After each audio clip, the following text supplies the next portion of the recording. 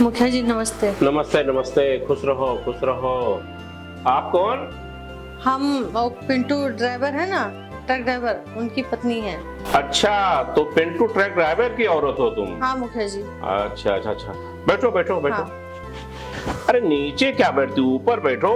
हाँ हाँ। ऊपर बैठो ऊपर। मैं क्या जात पात ऊंच नीच नहीं मानता हूँ, हैं? ये सब जो है फालतू के चोचले हैं। तो कैसे आना हुआ? विधवा पेंशन बनवा दीजिए।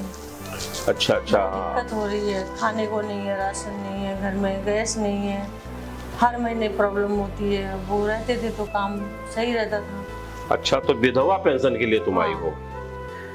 कुछ पेपर कागज उसमें लगेंगे, वो तुम्हारे पास है? हाँ मुखिया जी, सब है। पक्का पेपर ऊपर है ना? है? हाँ। भाई वह जो पिंटू ड्राइवर था बहुत बढ़िया आदमी था, लेकिन अफसोस है इस चीज के लिए, तो इस भरी जवानी में बेचारा वो छोड़ के तुमको चला गया है। क्या करें? ये चीज के लिए तो हमको भी तकलीफ है, लेकिन क्या कर सकते हैं इसके लिए? है? अच्छी हो तुम एकदम। है? विधवा पेंशन के तो तुम फिक्र ही मत करो, समझो बन गया तुम्हारा, क्योंकि जहां हम साइन कर देते हैं ना वो चीज होके ही रहता है। हाँ मुखिया जी, ये तो पता है। लेकिन क्या है, इसका थोड़ा बहुत फीस वहां पर भरना पड़ता है। फीस? हाँ। कैसी फीस मुखिया जी? अब फीस का अभी क्या बोलूं, अभी आप आके पहले ही बोलो कि बड़ा गरीबी है, पैसा रुपया बोलूं तो वो तो है नहीं तुम्हारे पास। खाने को पैसे नहीं, फीस कहाँ से देंगे? बहुत दिनों से भूखी होगी आप। हाँ, 4 दिन से खाना नहीं खाया। 4 दिन से खाना नहीं खाए? अब पिंटुआ का गुजरे कितना दिन हो गया? 7 महीने हो गए। 7 महीने हो गया, तो ये भी 7 महीने से तुम भूखी ही होंगी। जब पति नहीं रहा मुखिया जी तो कहाँ से क्या करें? अब इन सब चीजों में मुझे इंटरेस्ट भी नहीं रहा। इंटरेस्ट नहीं रहा? अब वो था तब इंटरेस्ट था। तो पति था तो रहेगा ना। अब पति के जैसा कोई अगर मिल जाए तो इंटरेस्ट बढ़ जाए। इन सब में मुखिया जी मुझे इंटरेस्ट नहीं रहा। बस विधवा पेंशन तो बनवाना है ना? हाँ। तो उसके लिए फीस तो लगेगी ना? तो मतलब कहने का क्या? अब मतलब यही है, क्या मतलब है?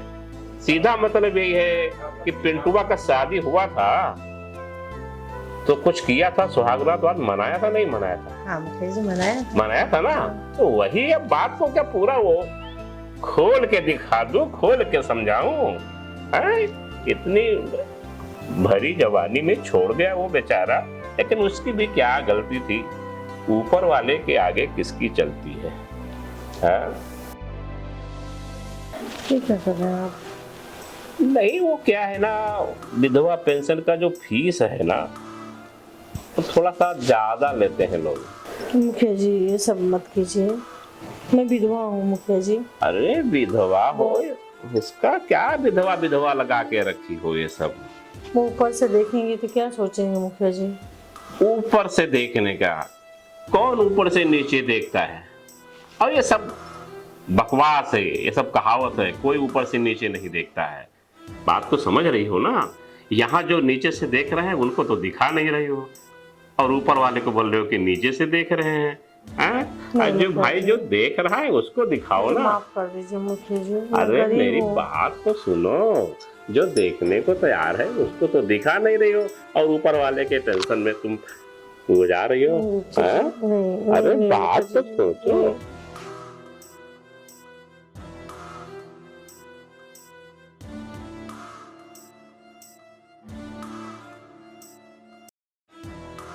मुखिया जी आपने ये सही नहीं किया। अरे क्या सही नहीं किया ये बताओ, अच्छा लगा नहीं लगा?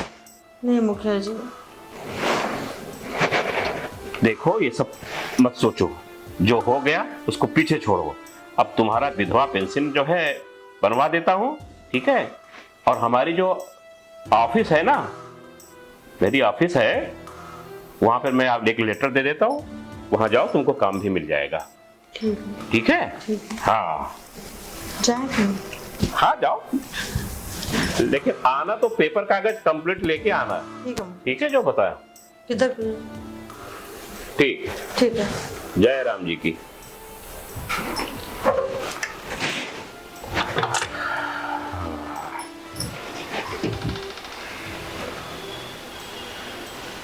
भाई वाह, अच्छी औरत है। वाह, अब तो ये हमेशा आती रहेगी और बजा देती रहेगी। विधवा है, इसके आगे पीछे कोई है ना। ससुरी क्या बोल रही थी कि ऊपर से देखता है? ऐसा कहाँ होता, कौन ऊपर से दे? अरे हम नीचे से देखते हैं और देखते ही रहेंगे है? और हमेशा इसको बुलाते रहेंगे। मुखिया जी ने मुझे काम दिला दिया, विधवा पेंशन भी दिला दिया। वैसे गलत आदमी तो वो नहीं है, लेकिन फिर भी उन्होंने जो मेरे साथ किया वो गलत किया। वो नहीं करना चाहिए था उनको। किसी का मजबूरी का फायदा कभी नहीं उठाना चाहिए। जितना हो सके निस्वार्थ उसकी मदद करो। लेकिन ठीक है, क्या ही कर सकते हैं, अभी परेशान हूँ मैं, मुझे करना पड़ा। चलो, इतना तो अच्छा किया कि मुझे काम दिला दिया। आज मेरा घर चल रहा है।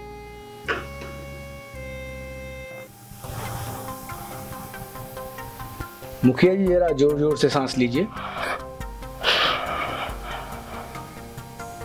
एक बार और, एक बार और।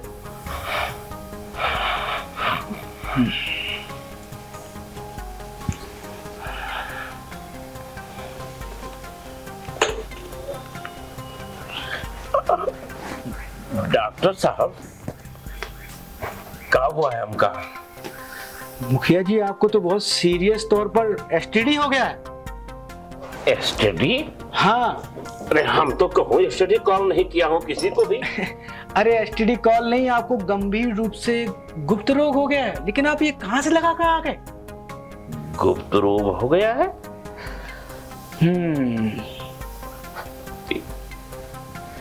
आप बराबर चेकिंग तो किए हो ना डॉक्टर साहब? मैंने बराबर चेक कर लिया मुखिया जी। ये खास तौर की बीमारी सिर्फ गांव में 3 लोगों को है, मेरी जानकारी। 3 लोगों को? जी हाँ। किसको किसको डॉक्टर साहब? एक तो वो जो पिंटू ड्राइवर था ना, अरे वो सरकारी ड्राइवर। अच्छा, वो जो मर गया वो? हाँ, वही ट्रक ड्राइवर। अच्छा अच्छा। एक पिंटू को, एक पिंटू की धर्मपत्नी को, और अब मैं आपके साथ देख रहा हूँ कि आपको भी वही बीमारी लग गई। वैसे अगर आपने कुछ उसकी विधवा के साथ किया है तो बता दीजिए, या उसके अलावा किसी और के साथ संबंध बनाया है तो बता दीजिए। अरे नहीं नहीं नहीं डॉक्टर साहब, क्या बात करते हो? अरे हम गांव का मुखिया हैं, हम ये सब थोड़ी करते हैं। अरे मुखिया जी, आप बात की गंभीरता को समझिए। अगर आप मुझे सच नहीं बताएंगे और आप मुझे ये नहीं बताएंगे कि आपने और किस किस के साथ गुप्त रूप से संबंध बनाए हैं, तो ये गुप्त बीमारी पूरे गांव में फैल जाएगी। ये बीमारी ऐसी है कि जब ये चरम बिंदु पे पहुंचती तो इंसान 1 साल से 2 साल से ज्यादा नहीं जीता है। इस डॉक्टर को तो कुछ मालूम नहीं है। लेकिन एक बात तो ये सही कह रहा है कि पिंटुआ के औरत के साथ तो हमारा नाजायज संबंध है, और उस ससुरी को भी बीमारी है।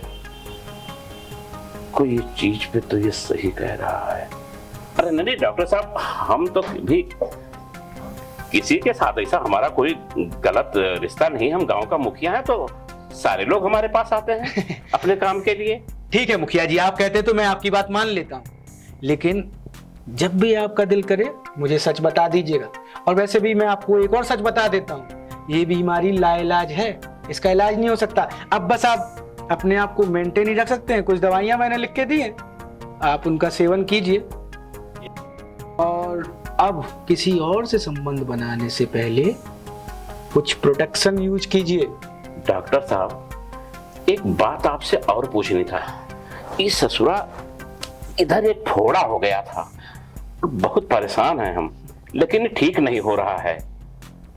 यही यहाँ कर कौन दवाई दे देते आप, ठीक हो जाता। यही तो विडंबना है मुखिया जी कि इस बीमारी में छोटे मोटे घाव भी जल्दी नहीं बढ़ते।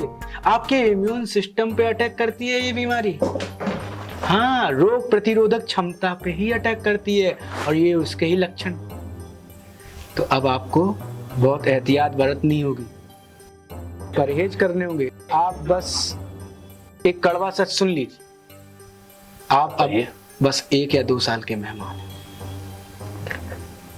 माफ कीजिए। बाप, ये का होगा हमसे।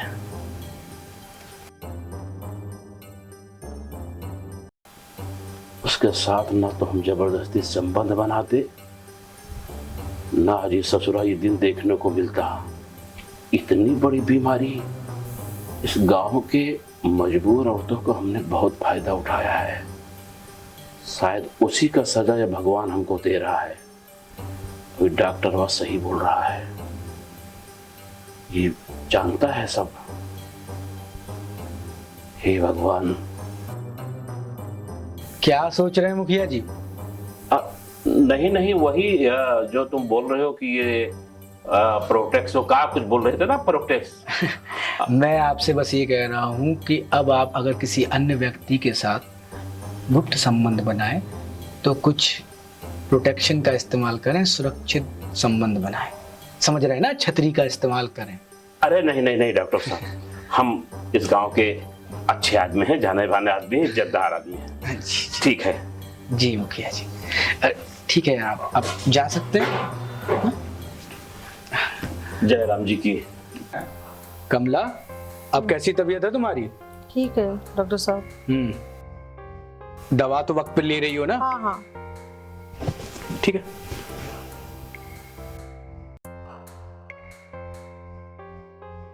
लंबी लंबी सांस लो। एक बार और। एक बार और।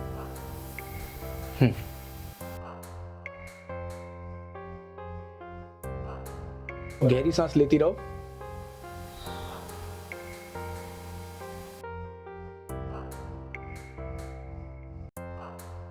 कमला, हाँ तुम्हारा लीवर कमजोर हो रहा है। हाँ तुम हल्का भोजन करना और दवा लेती रहना। वैसे एक बात बताओ, हाँ। मैं तुमसे एक राज की बात पूछना चाहता था। बोलो।